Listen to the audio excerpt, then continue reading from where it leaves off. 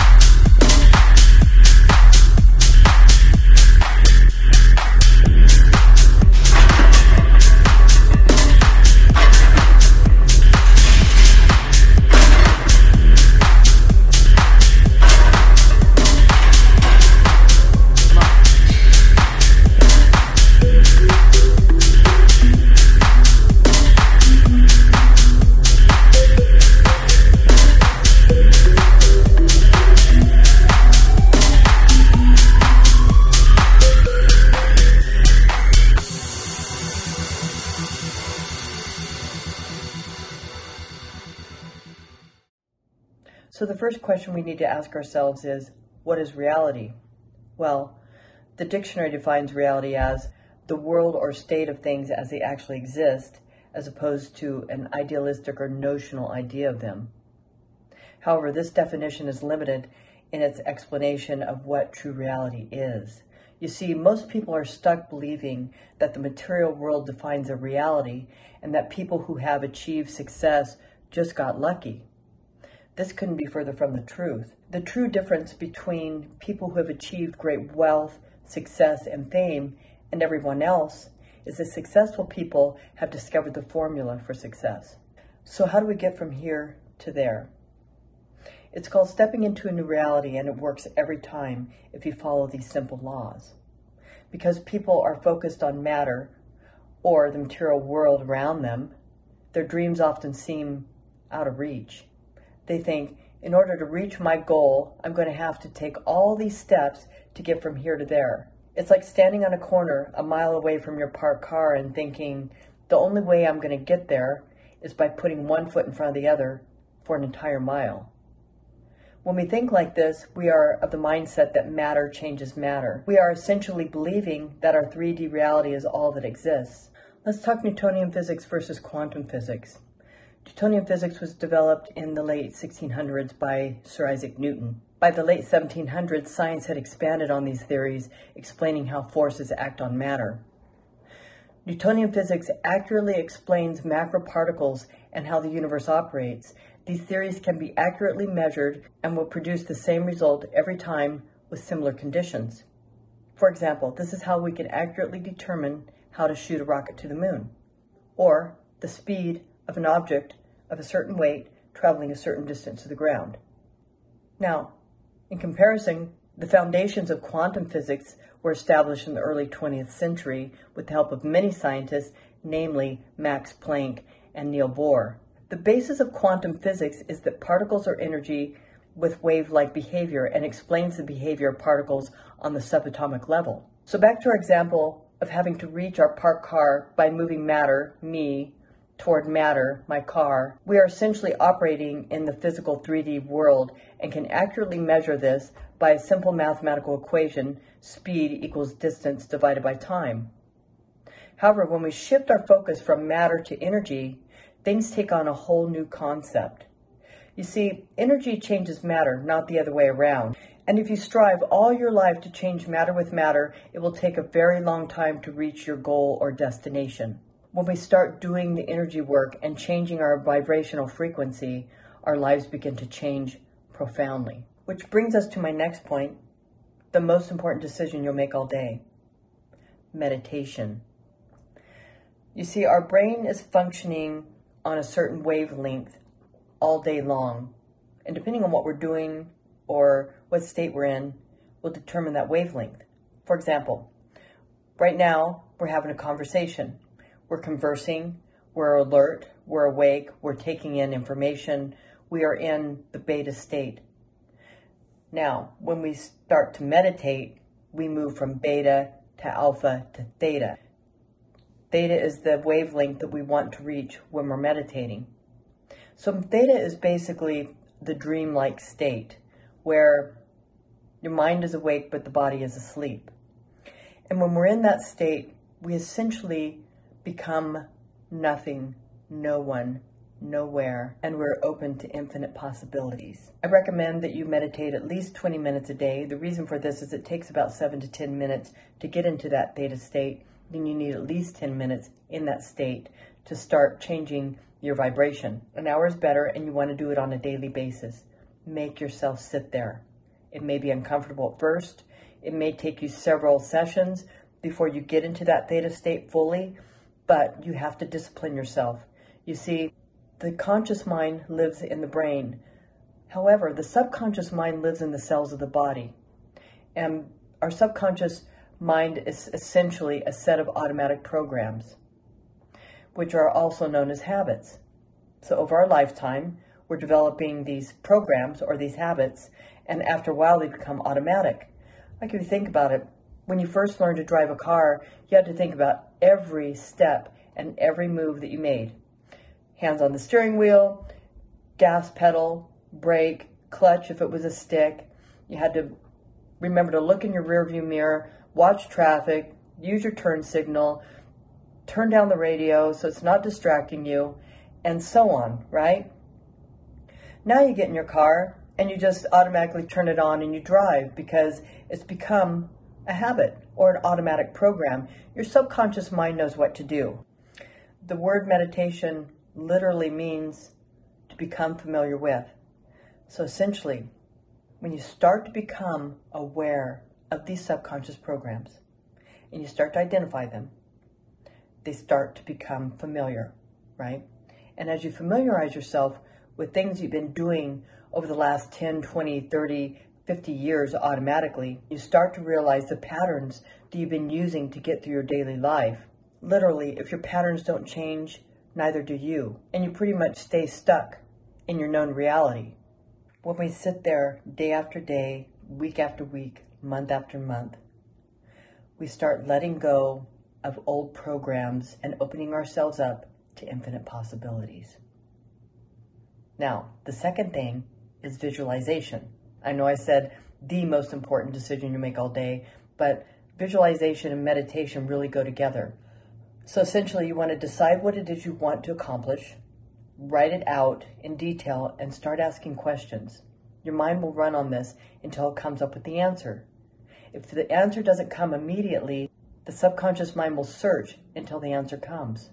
For example, if you wanted to achieve profits of $10,000 a month in your business, start asking yourself, what do I need to do to get there? That's a pretty generalized question. What do I need to do today to start moving toward my goal of making $10,000 a month? What kind of obstacles do I need to overcome? What kind of opportunities do I need to look for? What kind of people do I need to start surrounding myself by? These are the kinds of questions you will start asking yourself in detail to attain that thing. Once you start asking yourself these questions, your mind has no choice but to answer them. And pretty soon the answers come. Have you ever had an aha moment? Well, an aha moment is essentially you asked yourself a question a day ago, a week ago, a month ago, and then all of a sudden, aha, I got it. I got the answer. Initially, you couldn't come up with the answer, so the conscious mind just moved on to other things.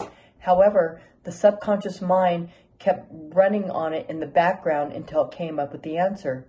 And then, aha, I got it. That's what that is. And that just proves that the answers will come if you start asking yourself questions in detail. So through meditation and visualization, and they really do go together, because one thing I do is I'll do visualization exercises before I meditate. And then when I'm meditating and I'm in that theta state, the subconscious mind has already been asked the question. And now you're eliminating any blocks or any barriers to the answer. and answers will come. There's an institute called the Heart Math Institute, and basically they've done research on the heart and the heart-mind connection, and they've actually found cells in the heart that mimic brain cells, like about, 40,000 of these cells. There have been heart surgeons who have given account after account of patients who have received a heart transplant and come back to them and say, doc, before my heart transplant, I hated pickles. Now I crave them. Or, before my heart transplant, I was scared to death of motorcycles. You would not catch me getting on one. And now I bought a motorcycle and I've joined this club and I'm loving it. Well, what they went on to find out is that in these cases where there was a strong shift in their personality, the donor had actually had these characteristics and through the heart transplant had passed them on to the recipient. The heart is a very powerful organ, and there are some cultures who start to condition their children from a very young age in training their heart before they start training their mind. They teach them how to be heartfelt and move from the energy of the heart before they start educating their mind. What the Heart Math Institute has proven through their studies and through their experiments is that the mind and the heart are strongly connected. They essentially don't function without one another. They are essentially the same organ. So, when you want to make a change in your life, when you want to step into that new reality, you must have the thought and the feeling before you can manifest the things that you want in your life. So my next important point is, to move into a new reality, you must overcome the self. Dr. Joe Dispenza says we must change our personality before we change our personal reality. Because basically, what he is saying is that you cannot be the same person and expect a different outcome in your life. You must essentially become a different person in order to have a different experience. Dr. Joe Dispenza has his own story that brought him to becoming a neuroscientist, to be doing experiments and studies on meditation and how meditation not only changes people's lives, but heals the body. You see, Dr. Joe, many years ago, back in his 20s, was in a triathlon and he was hit by a truck and severely injured. He was in the hospital and surgeons were telling him, look, we got to do back surgery because you may never walk again. But as they explained, we could do the back surgery and you may never walk again. Essentially, you're going to be living in a wheelchair. The only chance of you possibly not living in a wheelchair is to have back surgery. Well, Dr. Joe didn't really know a lot about back surgery at the time, but one thing he did know is he didn't want it. And he thought, I'm going to try and do this on my own. So he did. He refused back surgery against all odds, laid in that hospital bed, and healed himself through the power of his mind. He basically told himself, I have no choice but to get better and get out of this hospital bed and get back on with my life. And he did. Also, what he realized is, hey, if I could do this for myself, this must work for other people as well. He had a thriving chiropractic practice. He worked with athletes. He was doing very well. He sold everything, went back to school, got a degree in neuroscience, and started doing studies and programs on meditation, teaching people how to meditate and how to change their lives. So, if you want a new reality, you must become a different personality. So your next question is, how do we make this change? Well, through the steps I told you, meditation, visualization, and the details that I explained. And like I said, everything that you want is actually right there in front of you. If we start talking about the theory of parallel universes, this essentially explains that for every possibility and possible outcome in your life, there's a parallel you in a parallel universe playing out that life. And all you have to do is step into it. It's up to you. You decide which parallel you want to be, which new reality you want to start living. By the thought and the feeling, by the intrinsic belief, you have to already believe that you've already attained it to receive it. By changing our vibrational frequency, for example, let's say I wanted to make more money. By changing my vibrational frequency to that focus, to that thing, but not saying, I want to make money in the future. That's not going to work. What you must do is already feel abundant, like you've already received it. If you want that new relationship, you must already feel love before you can receive love. If you want to go to college and get a degree, you must already believe that you are that person before you can become it. A great example is back when I was planning on going to medical school. I applied for one of the hardest medical school programs that there is. We essentially took 28 to 38 credit hours per term, no summers off, and in addition to that, the last 2 years, we did our clinicals, and I myself did my internship while I was still in school. So I was doing, my last 2 years, I was doing my internship, my clinicals, and about 28 credit hours per term. I graduated ready to practice medicine. I remember already accepted to medical school, but sitting in my counselor's office, and my mom was with me, and she says, "Are those full credit hours?" And she said, "Yep." And my mom said, "How is that even possible?" And my career counselor says, "Well, it just becomes your new normal." I never ever thought that I couldn't do it. I had no idea how I was going to do it. I had no steps from getting from point A to point B. And next thing I knew, I was through the program, I was graduating, I passed my boards, and as a practicing physician. I could not even tell you how I got from the beginning to the final destination of that goal. I couldn't even tell you the steps that I took. Every single day, I just did what I had to do, and I had a vision of the future. I was very future focused, but in the present moment.